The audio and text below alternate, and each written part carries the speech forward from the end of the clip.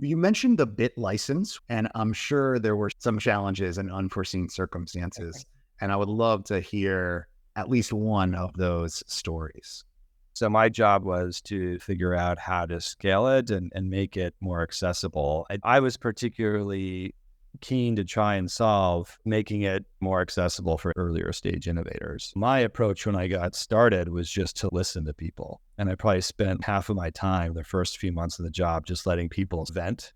And it was actually quite effective in terms of clearing the air and also getting new ideas. And so I think that one of the big learnings I had regulators that when you're regulating a new and emerging area, you have to be in constant dialogue with industry.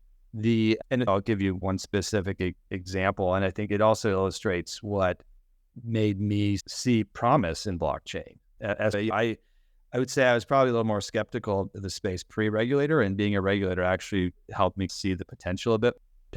Maybe unusual, but if you remember the COVID years, yeah, the beginning of They're COVID, hard to remember. I think that a number of regulators, including us at DFS, were very quickly trying to assess what is the impact of this on the banking sector and just financial services. And you had to really connect the dots and think through it. And we started thinking of all sorts of areas. Okay, what about a small business that's paying rent to the owner of a building, and then that they no longer have customers, and so they're no longer going to pay rent, and then is there an impact on kind of the commercial real estate market and kind of mortgage lending there?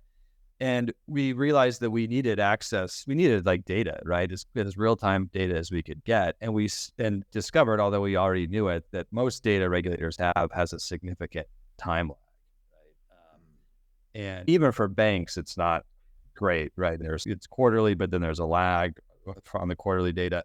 And then for non-banks, it can be sometimes it's even only annually, right? So that type of data is not useful when you're trying to figure out how are you doing like right now. And so we put together just like surveys, and you can think of them as like Google form type surveys and like really just clanky stuff. But I had this thought that blockchain is interesting from a regulatory perspective because the data is public. And could there be a way to regulate blockchain that is better than prior forms of regulation, right? Or regulate maybe the wrong word, but is there a way to take advantage of some of the inherent features of it? And so one of the things we did, we hosted a tech sprint, and we brought together folks from across the industry, from companies, from academia, from other sorts of vendors and firms in the space, to focus on that problem and think through, are there better ways of conducting supervision in this space that are more effective for regulators and easier for industry actors? And it turns out that there were. And I think that type of collaboration is really important. And unfortunately, I think we haven't seen as much of it recently.